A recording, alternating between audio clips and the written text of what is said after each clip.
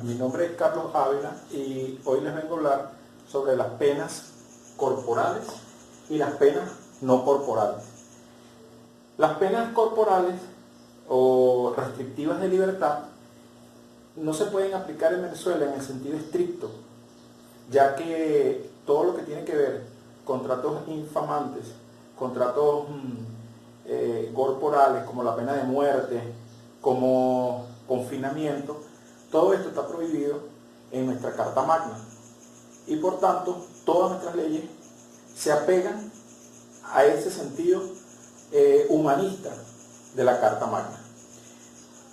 En las penas corporales debemos entender para nuestro concepto que son todas aquellas que restringen la libertad, o mejor dicho, todas aquellas donde la persona debe pagar lo que sería, pagar no, la palabra correcta es cumplir una pena dentro de una cárcel o de un recinto penitenciario.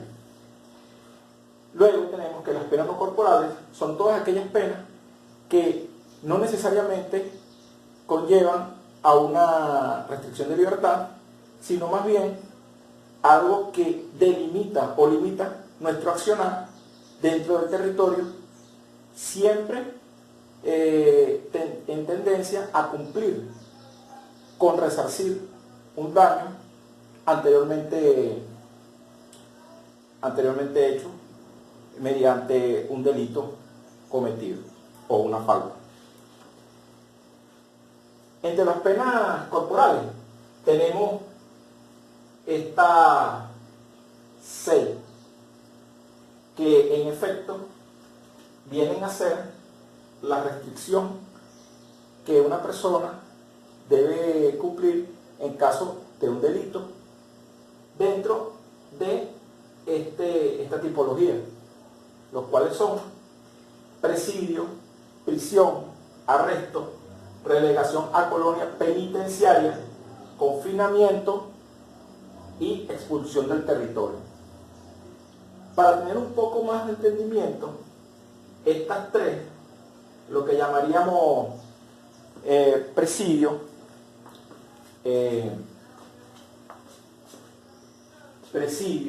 prisión y arresto, la única diferencia que ella nos pone es el sitio y la forma en la cual se va a cumplir esa condena. El presidio nos expone el Código Penal que se va a cumplir en un recinto determinado llamado penitenciaría o cárcel. Ella nos dice que el reo debe cumplir inclusive con trabajo forzoso, y lo cual choca con lo que dice nuestra Carta Magna, que nosotros no podemos tener trato degradante hacia las personas. Por tanto, en la ley de 1961 sí existía. Por eso es que en el tiempo de Marcos Pérez Jiménez, eso es un caso muy conocido, decían que los presos hacían las carreteras, construían edificaciones, pero todo eso se abolió y el reo solamente en este caso está confinado a determinadas áreas llamada penitenciaría, y allí se supone que debería hacer ciertos y determinados trabajos físicos. En la prisión también es confinamiento, solo confinamiento a cárcel o a recinto penitenciario, solo que esta se cumple en una cárcel nacional o donde el juez dictamine, y el arresto es el más leve de todo. En el arresto se cumple en cárceles municipales, en policías estadales, dentro o cercano a su sitio de residencia o al sitio de residencia del reo en ese momento. Estos 3 son, si se quiere, lo más importante. Y en el caso de estos dos, hay una cuestión en cuanto a la ley, en un artículo del Código Orgánico que nos dice que si tú cometes un delito tipificado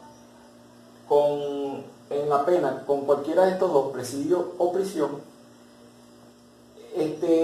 no puedes obtener medidas sustitutivas inmediatas, a diferencia de un hurto que tiene menor cantidad de tiempo de prisión. Esto lo vamos a ver más adelante.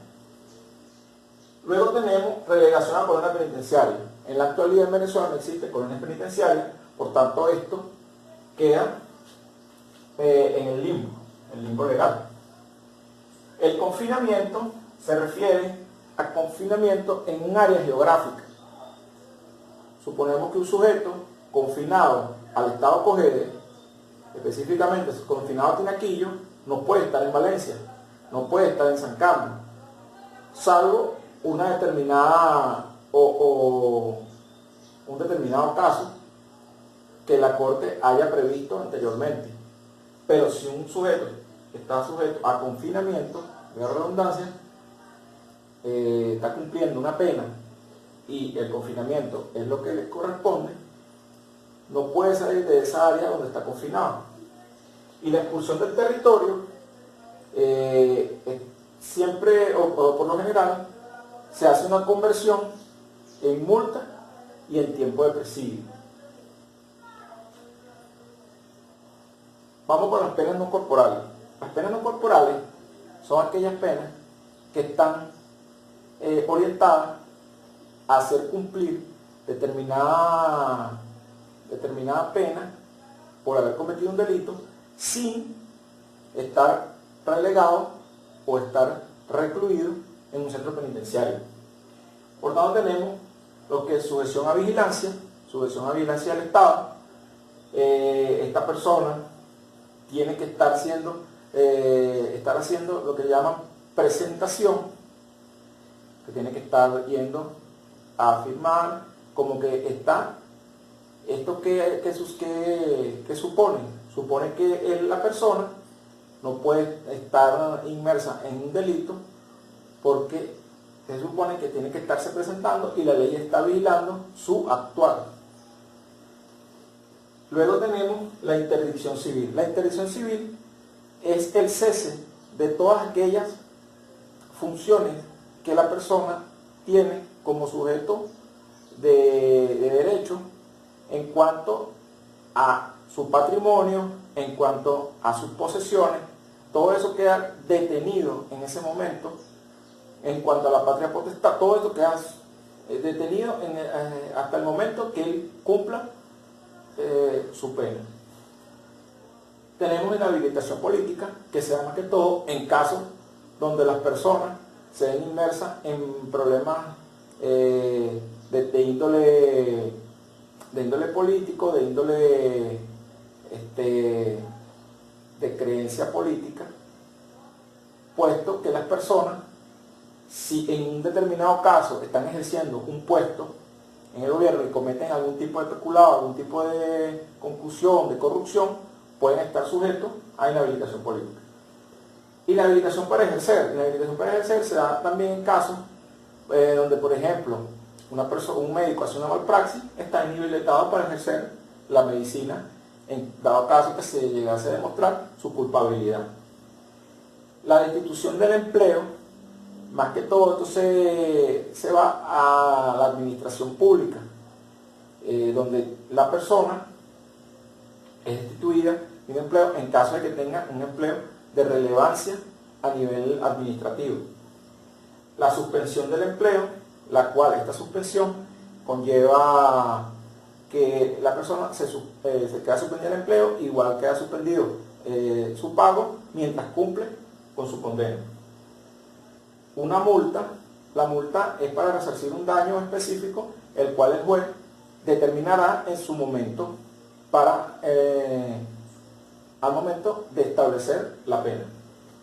Una caución de no ofender, estas cauciones Son aquellas clases de cauciones en cuanto a divorcio, mira, el hombre golpea a la mujer, el hombre es violento, entonces el hombre establece una caución, la mujer establece una caución donde la persona no se le puede acercar, no puede estar a tantos metros, a tantas horas de la persona, porque puede suceder que pueda estar en un peligro inminente.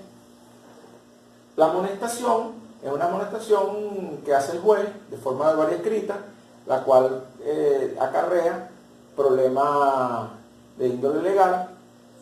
Más que todo, estas amonestaciones están dirigidas a personas que ocupan cargos públicos o cargos de relevancia. La pérdida de instrumentos o armas. Esto quiere decir que si, por ejemplo, un ladrón entra a la casa y utiliza ganzúa, utiliza patecabra, utiliza llaves maestras, o en dado caso una persona está involucrada en un hecho delictivo donde dispara contra otra persona y no necesariamente le causa la muerte, puede ser lesiones, la persona pierde, en este caso, el instrumento o el arma, y esto va a depósitos judiciales donde posteriormente es destruido. Y el pago de las costas procesales. El pago de las costas procesales no es más que la obligación del reo a cancelar o a pagar todos los gastos, lo que se llama papel sellado, timbres fiscales, todas estas cuestiones, el reo debe pagarlas, incluyendo costos que no estén tipificados ya en la ley, y esto lo calculará el juez en su determinado momento. Luego haremos una breve introducción a lo que es el cálculo de la pena. Digo breve introducción porque para calcular la pena hay una variedad de elementos a tomar en cuenta. Por eso solo estaré haciendo una pequeña introducción a determinado cálculo. El cálculo de la pena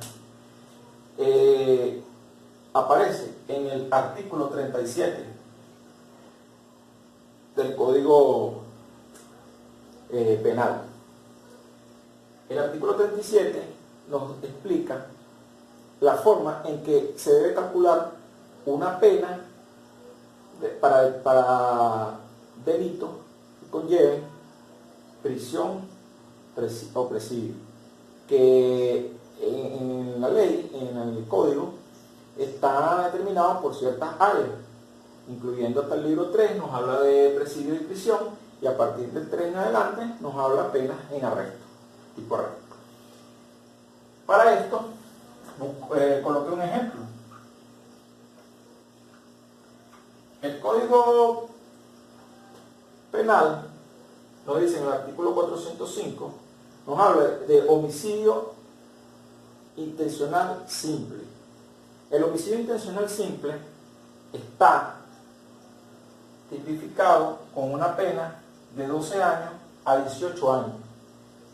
Esta pena de 12 a 18 años no es que el reo o la persona imputada, luego de haber sido impuesta su pena, va a cumplir de 12 a 18 años, no necesariamente. La ley, este artículo nos indica que debemos sumar el mínimo y el máximo. Sumando esto nos da 30 años. Luego, estos 30 años se dividen a la mitad, lo cual nos daría 15 años. 15 años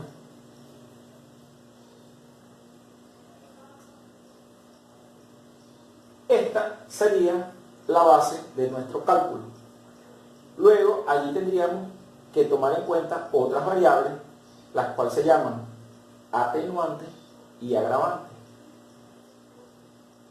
Para el Código Penal tenemos 4 atenuantes para el código, para esta pena, para las penas. entre las cuales está ser menor de 21 años, no haber tenido residencia, algunas de esas cosas. Y las agravantes, bueno, las agravantes está como que haber cometido con arma, el delito con escalamiento y todas aquellas cuestiones.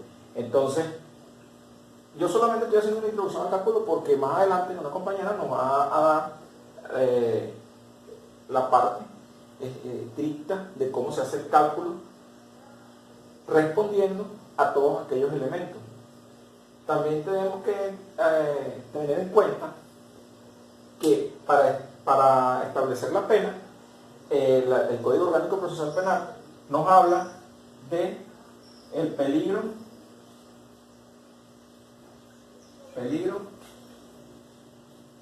de fuga. ¿Qué quiere decir esto? Que para penas, el Código nos dice que para penas de menos de 3 años, de 3 años, estoy hablando, 5 años, para penas de menos de 5 años, el reo no necesariamente se tiene que ver,